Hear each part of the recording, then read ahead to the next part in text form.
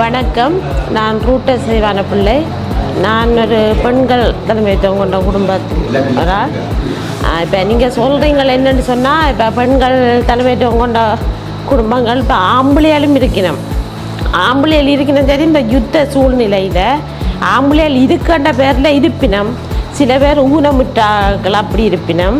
சில பேர் அந்த இருந்தும் செய்யலாமல் அந்த குடி போதனைக்கு உட்படுத்தி அப்படி இருப்பினம்.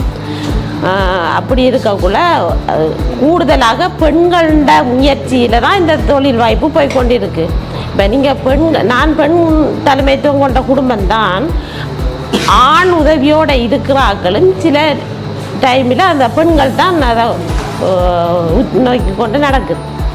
அப்படி இருக்கக்குள்ள நீங்கள் பெண் தலைமைத்துவம் கொண்ட குடும்பத்துக்கு மட்டும்தான் அந்த எல்லா சப்போர்ட்டும் இல்லாமல் ஆண்கள் இருக்கிற அந்த பெண்களுக்கும் கொடுக்கலாம். அதை விட இந்த தொழில் வாய்ப்பு நீங்கள் கொடுத்துருக்குறீங்க. சரியா, அந்த உரிய முறையில் அந்த அதுக்குரிய பசல திட்டங்கள் என்ன மாதிரி. சில பேருக்கு விவசாயம் செய்து கொண்டிருக்கணும், சில பேர் விவசாயம் செய்யாதார்கள் இதில் தான் செய்து கொண்டு முன்னுக்கு வரதும் இருக்குது. அந்த விவசாயம் செய்து கொண்டு இருக்கிறார்களுக்கு அந்த பசல திட்டங்கள், அந்த மருந்துகள் அடிக்கிற இதெல்லாம் அவைகளுக்கு அந்தந்த காலத்தில் அடிக்கணும். இன்னும் நோய் வந்தால் இன்னும் மருந்து அடிக்கணும், இன்னும் இப்படி வந்துண்டா இந்த சுருட்டை அந்த நிறைய இந்த பயிர்களுக்கு நிறைய நோய்கள் வரும். அதுக்கு தான் பயிர் செய்து கொண்டு இருக்கிறார்களுக்கு ஓரளவு தெரியும். ஃபுல்லாக தெரியுமென்று இல்லை, ஓரளவு தெரியும். அந்த இப்போ தான் செய்யணும். நாங்கள் எங்கிட்ட கஷ்டத்து மத்தியில் இந்த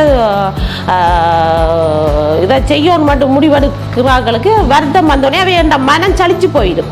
அப்போ அவைகளுக்கான அந்த உற்சாகத்தை நீங்கள் உங்கள்கிட்ட கம்பெனி மூலம் கொடுக்கணும். என்னென்னு சொன்னால் அவைகள் அந்த சோர்ந்து போச்சுனோம்டா மேற்கொண்டு அந்த தொழிலில் இறங்க மாட்டினோம். ஏன்னாண்டா நாங்கள் செய்கிற பிள்ளையா அல்ல மண்ணில் பிள்ளையா அல்லது எப்படி ஏண்டா அவைகளுக்கு இனம் காண தெரியாது. அப்போ நீங்கள் உற்சாகத்தை கொடுத்து அவைகளுக்கு இன்னும் நோய் விழுந்தா இந்த மருந்தா நீங்கன்னு சொல்லக்குள்ள அவைகளுக்கு ஒரு அளவில் சப்போர்ட்டாக வரும். அப்போ அப்படி இருக்கக்குள்ள அவைகளுக்கு நீங்கள் கூடுதலான உற்சாகத்தை நீங்கள் தான் கொடுக்கணும். ஏன்னு சொல்லுங்கள், பெண்கள் இப்போ எல்லா ஆம்பளைகள்டையும் கேட்கலாது. அவைய சரியான நிலையில் இப்போ இல்லை. ஆம்பளையர் நான் குறை சொல்ல, 100க்கு ஒரு 75% ஆம்பளையர்ட இதில் இருக்கல. ஏன்னு சொன்னால் அவையல் சில பேர் அந்த குடிபோதனைக்கு இருக்கணும், சில பேர் இந்த யுத்த காலத்தில் சூழ்நிலைக்கு அந்த ஊனமுற்று அப்படி இருப்பினும் அவைகளுக்கு தெரியும். சில வேலை சொல்லி எல்லாம் இருக்கும். அப்படி நிறைய சந்தர்ப்பங்கள் இருக்குது. அப்போ நீங்கள் அந்த விவசாயிகளுக்கு இந்த இடத்துல நீங்கள் இவ்வளவு செய்யுங்கன்னு சொல்கிறத அப்பால் அவையில் விவசாயியோட போய் நேரடியாக நீங்கள் தொடர்பு கொண்டு செய்கிறது இன்னும் சப்போர்ட்டாக இருக்கும் அந்த மக்களுக்கு. இப்போ கூடுதலாக இப்போ எல்லோரும் எல்லா வீட்லேயும் ஆம்பளைகள் இல்லை, நான் திருப்பி சொல்கிறேன்னு இல்லை, ஆம்பளைகள் இதாண்டு இல்லை. ஆம்பளை சில வீடுகளில் இருக்கணும், சில வீடுகளில் நல்லா இருக்கணும். 100க்கு 75% இதாக பார்க்க 25% நல்ல சப்போர்ட்டாக இருக்கும். அப்போ அதால் நான் சொல்கிறேன் என்னென்னு சொன்னால், நீங்கள் அந்த உரிய நேரங்களில் அந்த பசலை தண்ணியை சரியான முறையில் திட்டமிட்டால் இதை விட நல்ல வாய்ப்பாக வரும்.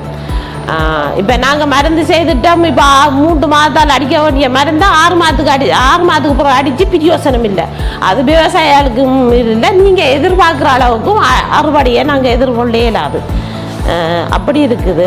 அதை விட இன்றைக்கு நீங்கள் இன்னும் உண்டு நேரம் இப்போ 10:30க்கு நீங்கள் மீட்டிங்கோ அல்லது வகுப்போண்டு செய்ய போகிறீங்கன்னு சொன்னால் சனத்திட்ட நாங்கள் சொல்லக்குள்ள 10:30க்கு வாங்கன்னு சொன்னால் அந்த 10:30க்கு அப்படி என்று சொன்னாலே அதுகள் இருக்கும். குறிப்பிட்ட நேரம் பிள்ளைகளை ஸ்கூலுக்கு ஏற்றுங்கள், மருந்து தண்ணி பயிர்களுக்கு வைக்குங்கள், சமையல் வேலை இருக்கும். எல்லாம் பொம்பளைக்குள்ள கொஞ்சம் பொம்பளைகள் மட்டும் இல்லை, ஆம்பளைகள் நம்ம ஆடு பார்க்குங்கள். அப்படி என்ற இருக்கக்குள்ள பிரச்சனையாக இருக்கும். நேரத்தையும் கொஞ்சம் கணிப்பிட்டால் கொஞ்சம் சப்போர்ட்டாக இருக்கும்.